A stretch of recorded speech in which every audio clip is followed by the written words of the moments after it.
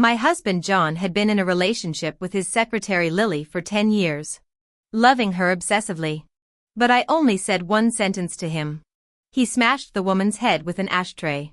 8 years later, John was released on medical parole. That very night, my son Jason confronted me. "What exactly did you say to Dad?" When I repeated those words, he snapped, stabbing John over a dozen times. Dad loved Aunt Lily for decades. He was willing to abandon billions for her. There's no way he'd kill her without reason. At 2 a.m., Jason bound me to a chair, pressing a knife to my throat. His trembling hand left a thin cut as I turned my head. Blood trickled down my neck. I realized this wasn't a bluff, not when his murderer father had just been hospitalized that afternoon. They were about to be together. Why did he suddenly lose it? Jason growled. "Mom, what did you really say to him that day?" This traced back to years ago. John had cheated with Lily for a decade before demanding divorce, even offering to leave our fortune behind. I agreed. But while signing the papers, he suddenly stormed out, ran red lights to their office, and beat Lily's face to pulp with an ashtray. Police arrived to find him calmly confessing. Yet he insisted it was a crime of passion during an argument. Detectives suspected my involvement but dropped it. Our broken marriage made coercion unlikely. They finally convicted him of voluntary manslaughter, 11 years. I moistened my lips, prepared to feign ignorance like always. But Jason cut in. "Mom." My 18-year-old's gaze froze my blood. "Stop lying. I saw everything. You said something to him that day." My breath hitched. The perfect crime had a witness. Yes. This was murder. John's true motive lay in those 8 words I'd whispered. "Jason, I'm protecting you by staying silent," I said earnestly. The boy who inherited his father's violent streak smiled without warmth. "Protect yourself then. Start talking." But Jason lowered the knife slightly. Skepticism etched across his face as he motioned for me to continue. "This story holds John's true motives," I said, bypassing his glare. "John and I met at a small town high school. Back then, I was being bullied relentlessly, spit on, hair chopped off, bombarded with the vilest slurs, all because I came from money and lacked the spine to fight back. John never joined in. Raised by a single mother after his police officer father died in the line of duty, he'd grown fiercely independent. Quiet yet principled. Academically brilliant. When others tormented me, he'd plant himself between us like a human shield. Arms spread like fortress walls. Brave. Handsome. A moonbeam piercing my pitch-black existence. The bullying stopped eventually. He saved me. I fell hopelessly in love. John didn't just protect me, he tutored me. Too. I'd stare at his sharp jawline in sunlight, track his Adam's apple bobbing as he explained algebra. My obsession grew until I wanted to chain us together forever. But when college admission letters arrived, my scores remained dismal. But John gave up attending a better university up north to apply for the same college as me. That summer, cool rain dampened the hair falling across his forehead. His eyes glistened with moisture as he said, "Queen, I'm going with you." I smiled contentedly, standing on tiptoes to kiss him. We clung to each other desperately. His college decision caused explosive arguments with his family. Stubborn and prideful, John would never tolerate anyone questioning his choices or embarrassing him, a trait likely inherited from his father. By next morning, his mother had bigger concerns. A female student's body was found beneath our school's abandoned building, sending panic through town.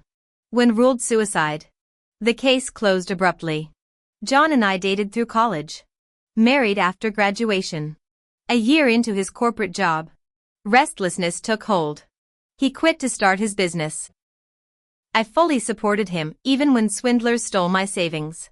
When winter winds whistled through our drafty apartment. When we huddled for warmth on a splintered bed frame. I became his accountant, secretary, supply runner, whatever he needed.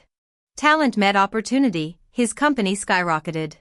Soon we had new cars, a mansion, every luxury. He never let me want for anything. Back then, I believed ours was an unshakable love. Then everything changed. I understood why. Couldn't accept it. We never used to fight. However others saw him. John remained gentle with me. Until that day, our 3rd anniversary, when I accidentally killed his gifted goldfish. He erupted, shouting. Trembling. Hand raised. I froze in disbelief. He smashed the aquarium instead. Stormed out, keys jangling. I knelt through night. Gathering glass shards that sliced my palm. Staring at bloody hands. Fury surged.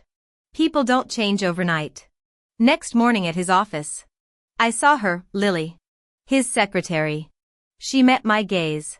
Smirked while whispering in John's ear. Then tugged his tie for a kiss. Rage choked me. Then chaos, a deranged woman lunged at us with knife.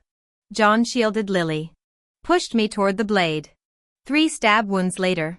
I woke in hospital. I asked John. How long has this been going on? 6 months. He answered truthfully. I choked up. Why? Because of the child? He remained silent. I took his silence as confirmation.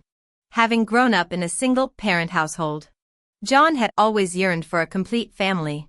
Without a father himself, he desperately wanted to become one. But after 3 years of marriage, I still couldn't conceive. The fault was entirely mine. I suffered from infertility and could never bear children. Jason's pupils dilated in shock. What did you say? Tears welled in my eyes as I continued. Back then, even after discovering his affair with Lily, I still groveled to save our marriage. Do you have any idea how much I loved him? Then 6 months later, Jason already guessed the next part. His face paling. 6 months later, he brought home a baby boy. My voice trembled. His child with Lily. He actually expected me to raise it. Jason froze momentarily before recovering. That baby was me? Though stunned, he processed this revelation in under a minute. I realized he'd likely considered this possibility for years. Perhaps even hoped for it. Nodding. I sniffled. The company was entering a critical growth phase then. As founder, John couldn't afford continuous scandals.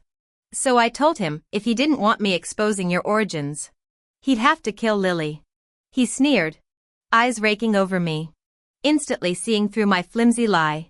He gripped the knife and plunged it into my shoulder without hesitation. I screamed in pain. His gaze turned vicious. Mom, no. Aunt Queen. Consider this punishment for treating me like a fool. Dad left with nothing, even transferred all his shares to you. Why would he care about corporate image? Exposing me would only damage your own interests. You'd never allow that. Twisting the blade, he continued coldly. Besides, murder charges outweigh bastard child scandals any day. Couldn't you fabricate something believable? Gritting through the agony as sweat dripped down my face, I forced a bitter smile. You see right through me. And Dad's integrity was unimpeachable. Without overwhelming reason, he'd never betray you, let alone endanger you. Jason's worship of John made him reject my account. What are you really hiding? Aunt Queen? At that moment, the automatic fish feeder malfunctioned, scattering pellets across the tank. Goldfish frenziedly darted through the water as I met Jason's probing stare. Fine. I conceded. I omitted part of the story earlier. He withdrew the blade. Eyebrow raised. Which part? High school. I swallowed hard. Back then, I had a close friend. Her name was Lily Cho. Lily Cho was my desk mate, beautiful, gracious, gentle and kind. Sharing similar interests, we quickly became close friends. We studied together, read books side by side, did homework in tandem, played badminton matches, even held hands walking to the restroom. Eventually, we both developed feelings for the same boy, John Wilson. Back then, John didn't notice me at all. He fell for Lily first. Near semester's end, when Lily hesitated about confessing her feelings, she accidentally discovered my crush on John. The way she looked at me changed instantly. She stopped clinging to me, deliberately creating distance. When the new semester began, She launched vicious rumors, claiming my mother had been a prostitute and I was some man's bastard child. Heartbroken and defenseless, I endured what turned out to be just the beginning. The bullying lasted an entire year. The day Lily slapped me across the face, John witnessed it. Horrified that his crush could be so cruel, his affection evaporated. His innate sense of justice compelled him to become my protector. From then on, I existed in his line of sight. Furious, Lily started bullying another classmate, Claire Zhao, to pressure me into leaving John alone. She told Claire the torment would stop if I cut ties with John. Daily, Claire begged me, confident in my soft-hearted nature. Lily never expected me to act selfishly that one crucial time. When Claire eventually jumped from an abandoned building, guilt consumed me. But with her gone, I refused to back down. Leaving town with John, Lily's hatred festered for years until she staged a chance encounter with John during his business trip. Appearing at her most vulnerable, kneeling before him, she wept apologies before confessing her enduring love. Staring at his first love from youth, John's resolve softened. He hired her as his secretary. Lily played her role perfectly, the picture of demure devotion. Even the best man might succumb to a first love's allure. As their relationship deepened, John's company was hitting its stride. Fearful of scandal, he kept Lily as his mistress. But she wanted more. When pregnancy occurred, John felt obligated to legitimize their child. Thus they devised a wife elimination plan. Jason looked startled. My heart ached as I confirmed, yes. Rather than risk an affair scandal, John preferred sudden widowhood. That crazy woman, could she be? His lashes trembled with realization. I nodded. Claire's mother. After losing her daughter, only her trucker son remained. Consumed by grief, she blamed me for her child's suffering and death. Killing me became her obsession. John took advantage of that, leaking my whereabouts to her in hopes of eliminating me through proxy. Pity that old hag couldn't stab me to death. He had no choice, I explained coldly. To fulfill his fatherhood fantasy and secure his bastard's future, he had to hand you over to me. Look how noble he is, I said sarcastically. Jason's eyes darkened with fury. You forced his hand. If you'd been reasonable and filed for divorce earlier, my parents wouldn't have needed such drastic measures. But they're the criminals here. They left evidence everywhere. That's why I could blackmail him into surrendering all assets. I tilted my head. Attempted murder carries prison time. You know. Jason's brow furrowed. Your logic doesn't hold. If Dad feared imprisonment, why would he comply with your blackmail? Public homicide would mean heavier charges. Exactly. White-hot pain radiated from my shoulder. But I kept my voice steady. That's why I told him, the evidence actually came from Lily. His confusion deepened. Impossible. What motive would she have? Avoiding his gaze, I explained. To torment me. Phrases like, see how your husband would rather kill you than leave me served her revenge fantasy. Imagine John realizing he lost everything because of that foolish woman.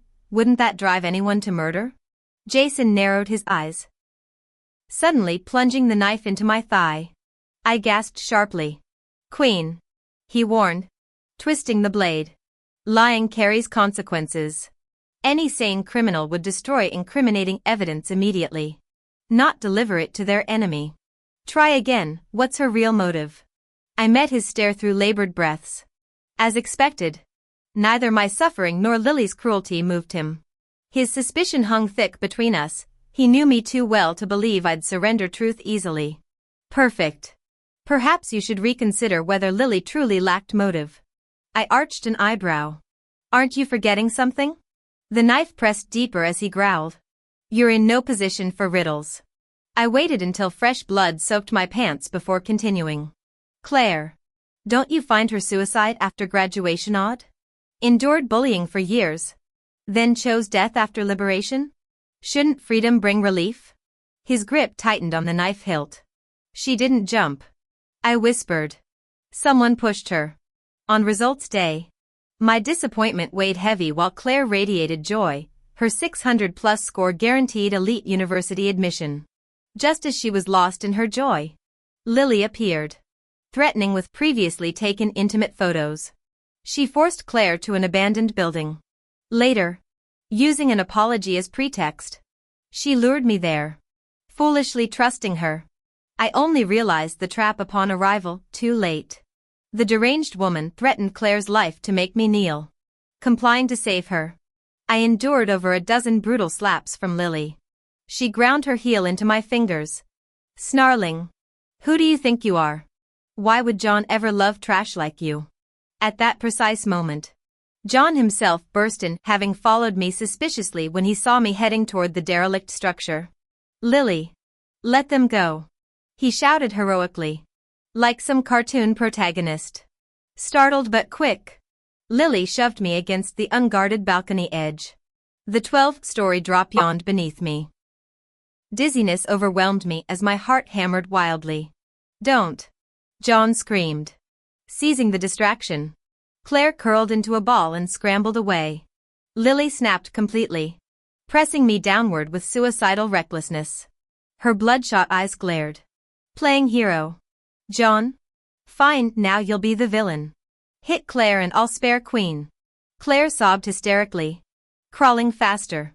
John froze in moral agony. Lily leaned further over the edge, screaming, "Strike her, or watch your precious Queen die." My terrified shriek broke his paralysis. Trembling violently, John grabbed a pipe and swung blindly at Claire's form. "Stop!" I cried instinctively. Too late. The metal struck Claire's skull with sickening precision. Warm blood spattered John's face as her body collapsed. He dropped the pipe, collapsing to his knees. Even Lily gaped in shock, grip loosening. I lunged to embrace John's shaking form. "What do we do? What now?" His shattered gaze met mine, the idealism that made him rescue me from bullying now irrevocably destroyed. This police captain's son who idolized his father's heroism had crossed the irreversible line. I'll confess," he stammered weakly. Panicked, I clutched him tighter. "No. Don't." Regaining composure, Lily snapped. "Absolutely not. Queen. Push Claire's body over. We'll stage a suicide. I'll handle cleanup." Hesitation gripped me. John's direct action left me legally unscathed. His confession would leave me free, but Lily said, "If you were the one who pushed her body off the building, would John still turn himself in?" "Queen. He killed for you. How could you be so heartless?" John remained in shock, completely unresponsive. Gritting my teeth, I finally decided to comply. The three of us worked together to stage Claire's death as suicide. Later, John helped me escape. But Lily kept haunting us. After tracking us down, she used this secret to blackmail him into cheating. That's why he ended up with those who bullied me. What I never expected was that after Lily got pregnant, he decided to kill me. "Son, see how much he loves you?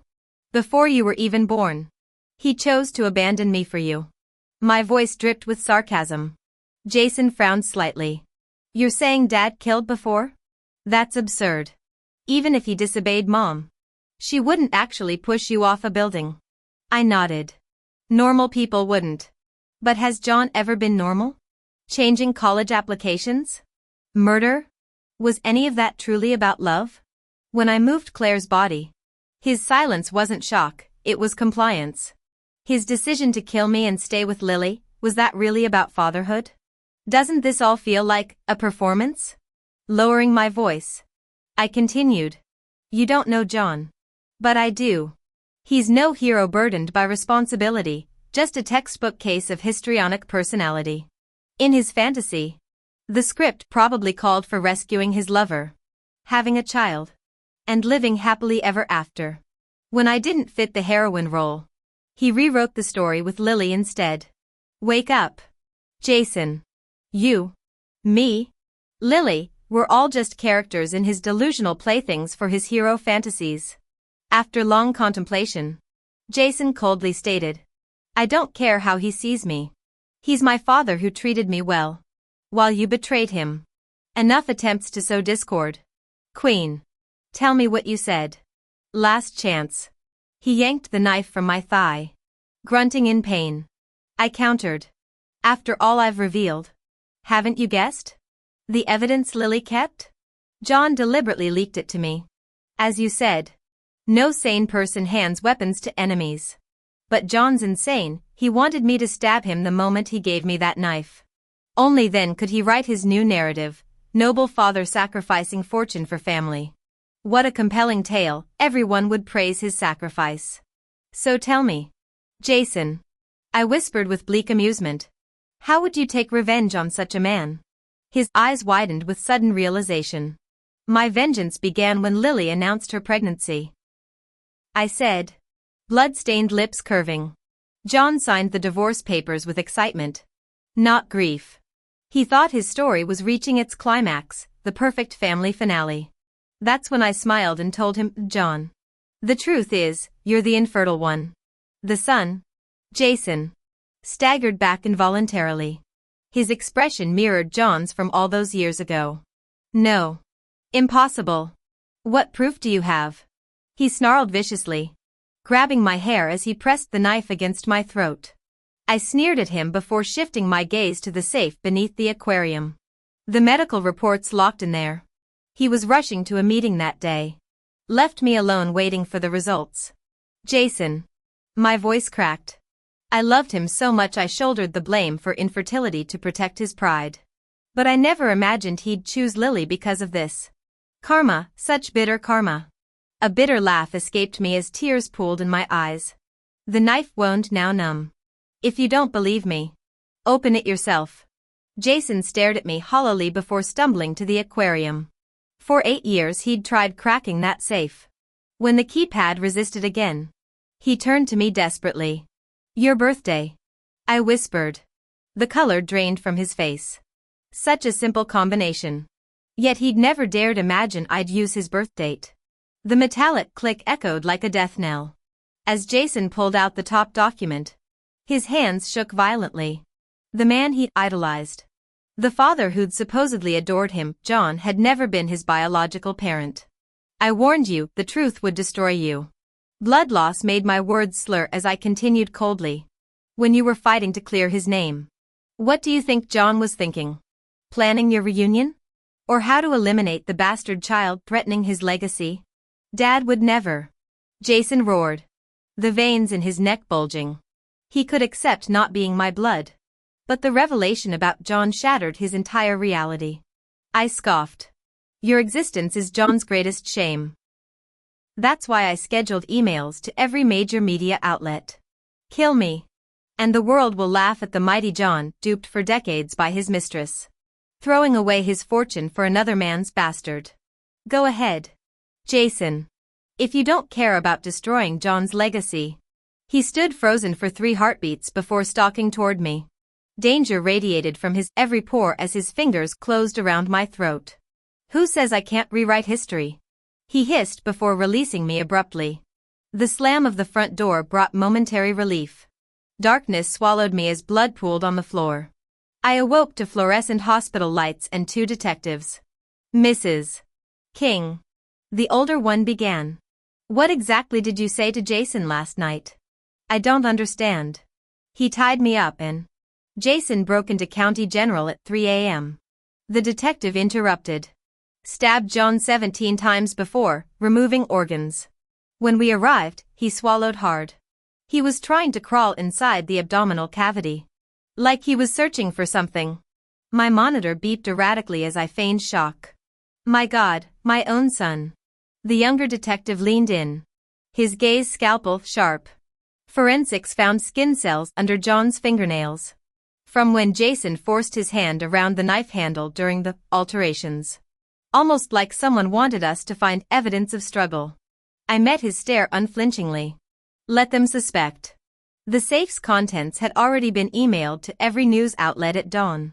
By now, the world knew Jason as the living proof of John's humiliation, the cuckoo child who gutted his fake father. Some legacies are best preserved through destruction. But I refused to budge.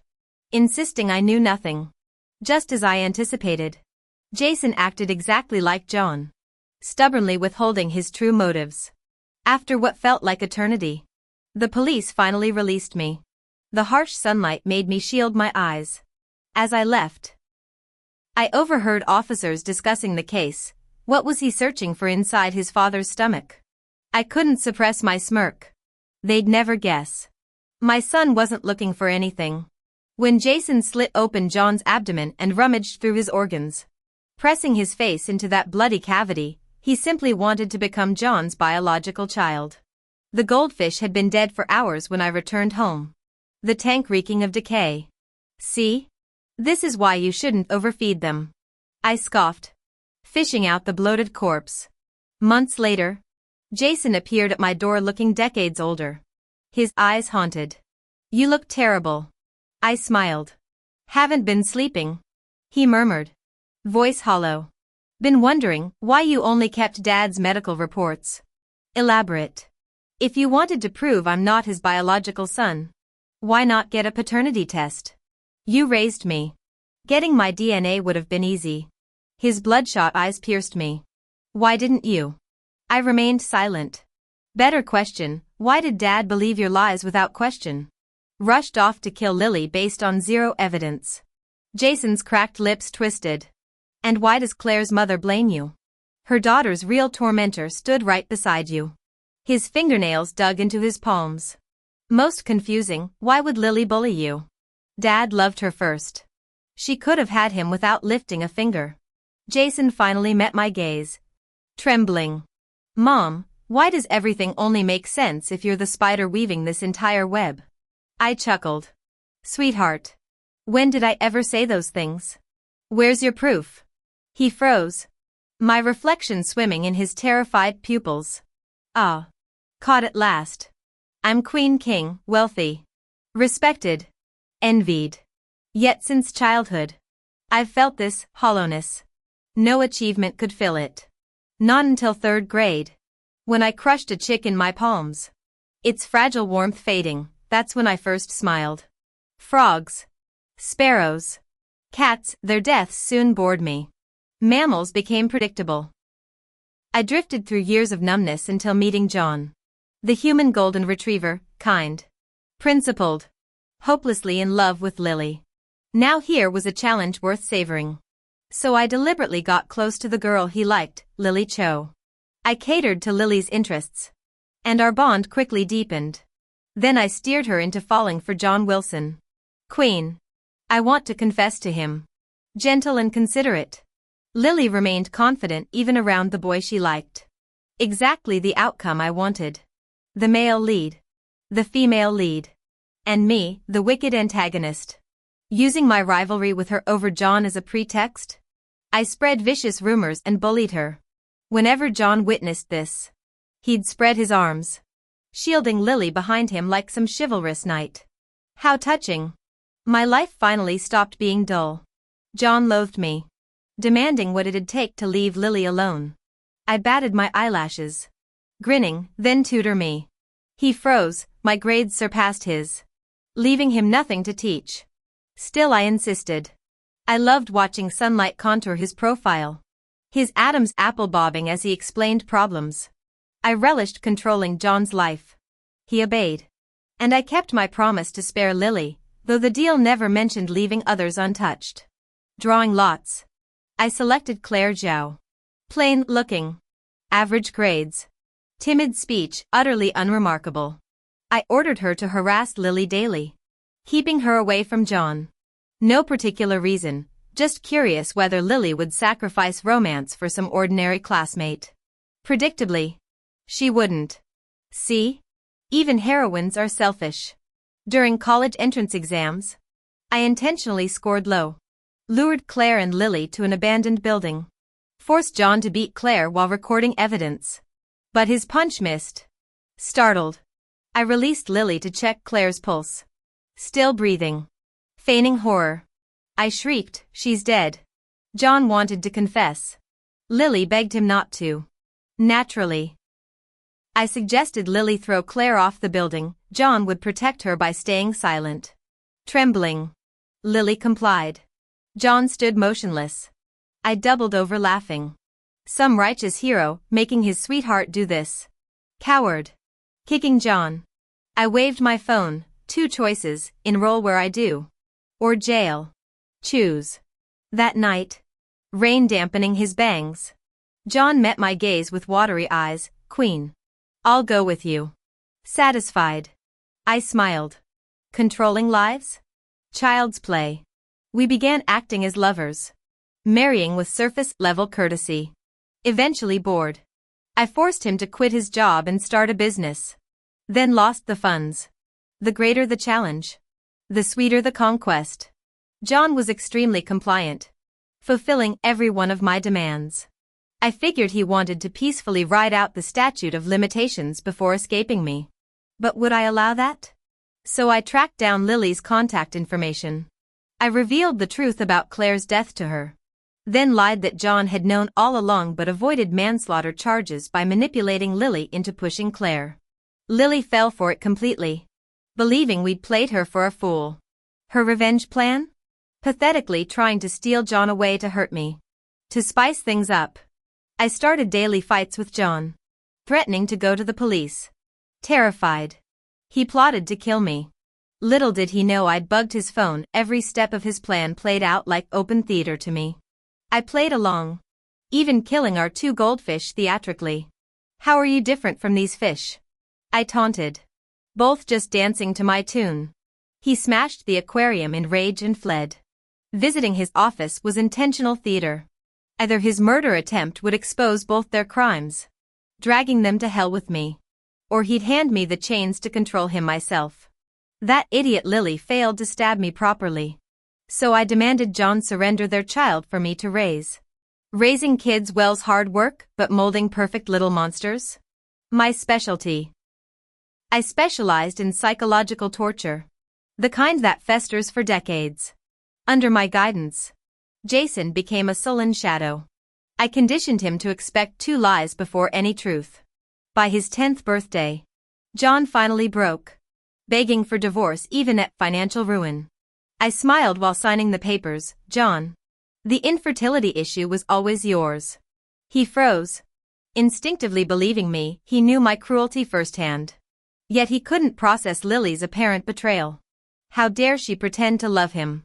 Predictably, he went after Lily instead of me. No disappointment there. I never expected better from that spineless coward.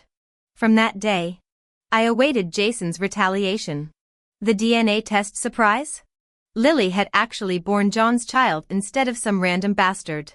So I forged the original medical report, locking it in a safe with his birthday combination, not out of affection, but knowing he'd never try those numbers. When confrontation came, I told him 3 lies. Like Pavlov's dog, he reflexively clung to the final one as truth. As I anticipated, Jason couldn't accept not being John's biological child. He chose the extreme path, cutting open his own stomach in a twisted attempt to crawl inside and become his real offspring. This was my doing. I'm satisfied. I should thank the Wilson family for spicing up my otherwise tedious decades with their little drama. I burned the report. Jason was already mentally unstable anyway. Without evidence, he can't defend himself. Let him rot in prison alone. We've still got decades to go. I need to stay free. Searching for my next game. After visiting Jason, I drove home humming, replaying his desperate expression in my mind. Delicious. Suddenly, engine roar shattered my reverie. My blood turned icy as I checked the rearview mirror, a crimson truck barreling straight at me.